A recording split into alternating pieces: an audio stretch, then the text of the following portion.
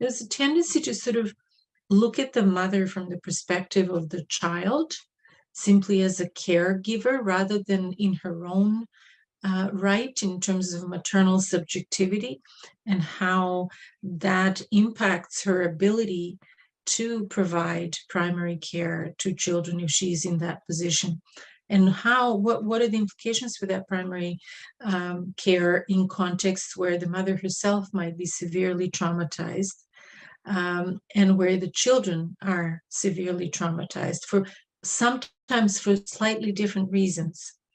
But the treatment and the support that they will need, the mother and the child, will be different. And do we have sufficient programs and frameworks in place that treat the mother and the child not as a dyad, which they are in some levels? Often it is useful to kind of think of them that way, but to also separate them and to see what are the issues that the mother is facing as an individual, as a person, and what are the children's issues, and how each one has to be treated separately for a certain period of time for that support to be meaningful ultimately. So it's not just about refugeeism. I think women in general experience greater degrees of poverty in any given society. Again, there are gendered reasons for this. The fact that women continue to be treated as the primary caregivers of children, that affordable daycare, for example, is often unavailable to many women. The ideologies of motherhood that say that you're a bad mother if you put your children in daycare, and that you have to be there 24/7 for them, for example, has implications for the choices that you might make as a woman. The fact that being the primary caregiver also influences how many hours of work you might sign up to do, the type of education that you might have pursued or not pursued because of what you thought was your role as a mother. So all of this has very significant implications. Again, when you think about that, over 80% of all women in the world, and we're talking about billions of people now on this planet, are mothers.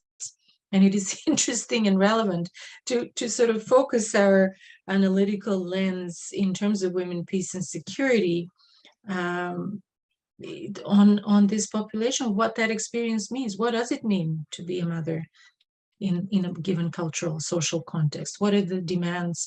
What are the unrealistic expectations that as a society we place on this group? And what can we do about that? So it is, this is why I'm working on this area in particularly, because it's always interesting to me that it may be overlooked. I mean, I think frameworks have shifted over the last 20, 30 years to look at women and women's experience, but somehow motherhood seems to not always factor into that as a separate category. And I often wonder to what extent is that the fact that here in Anglo-American contexts in particular, there is something about how we think about feminism in relation to motherhood. Historically, feminism has been seen as being incompatible with motherhood being a kind of source of oppression. And so these liberal progressive agendas driving the so-called women's issue or women's rights issues forward have lagged in connecting the maternal, which is so important to so many women's lives, whether, in one way or another, to these progressive feminist agendas. So that's also something that, I wanted to point out. Could you tell me more about your next steps, for example, the book that you're currently working on? Yes, so this is a book that will be published by Routledge, I hope in 2023, and it's organized around a series of interviews or conversations that I had in the summer of 2017 in Bosnia and Herzegovina with women survivors of war, children born of rape and armed conflict, and leaders of NGOs who have worked with survivors since the war. And so the aim of this book is to challenge one-dimensional representations of the war in the Balkans by demonstrating rich and varied individual experiences of wartime violence, as well as recovery.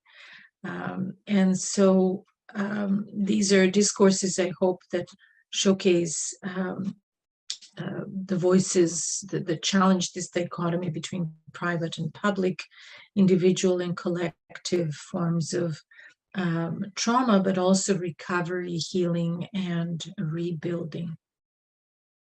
The responsibility that I'm feeling as a researcher to situate my own positionality, I guess, to situate myself within the work, but also the responsibility to represent the words of the survivors themselves in ways that are ethical, but that convey, I guess what always, the reason actually why I articulated this project is that I felt that I haven't done justice. I have written quite a few things based on these conversations, but yet this material is so rich and their stories are so relevant and important to be known.